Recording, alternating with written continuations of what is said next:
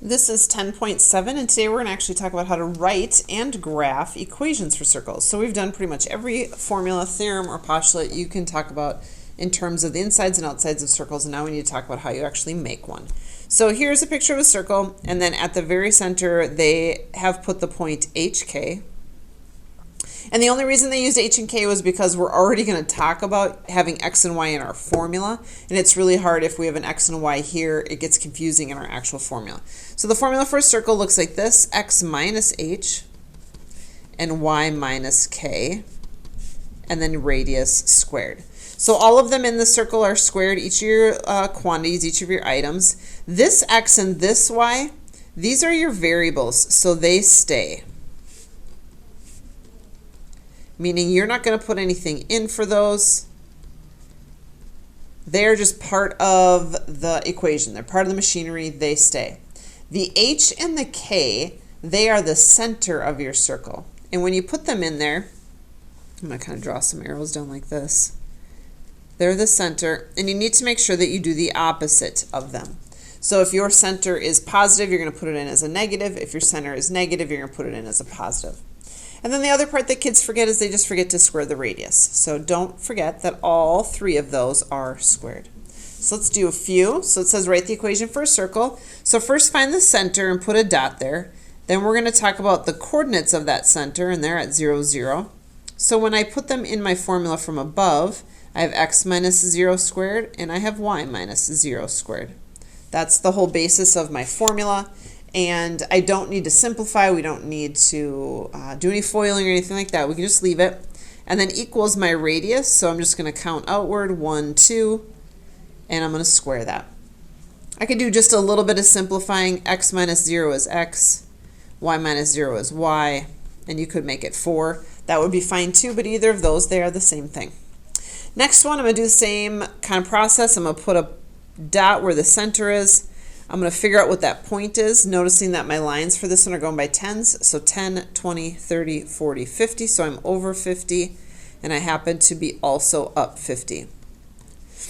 So when I go to my equation, it's going to be x minus 50 and y minus 50.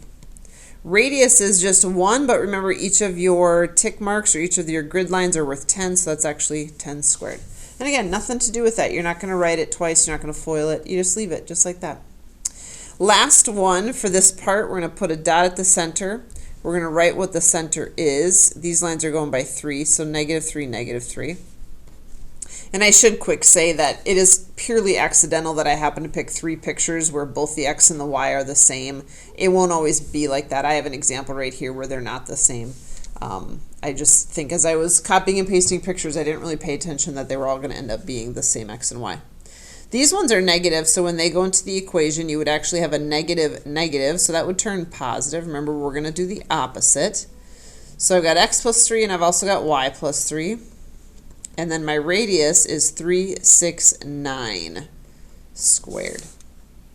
That's pretty much the basis for writing an equation for a circle. The last one we're going to do just has it where they don't match. Like I said, I didn't mean to make them all match. That's just how it turned out.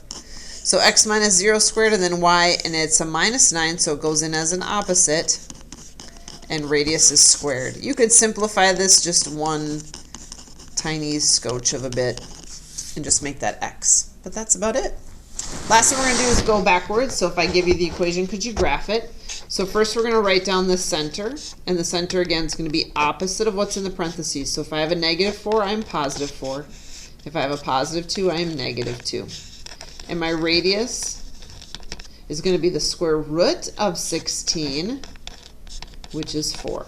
So remember in your formula, each one of these has to have a squared. And if it's not squared, then I can write it as a squared so that I can see my radius. So my radius is 4. So I'm going to go and draw the dot for my center, which happens at 4, negative 2. So 1, 2, 3, 4, 1, 2.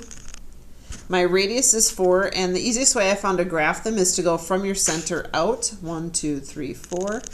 1, 2, 3, 4, and just make dots at each of those places. It'll make it a little easier to draw your circle and not end up so much as like a squished oval. And then we're just going to round it out, making it look as much like a circle as you can. It looks like I kind of missed the dot here, but you get the idea.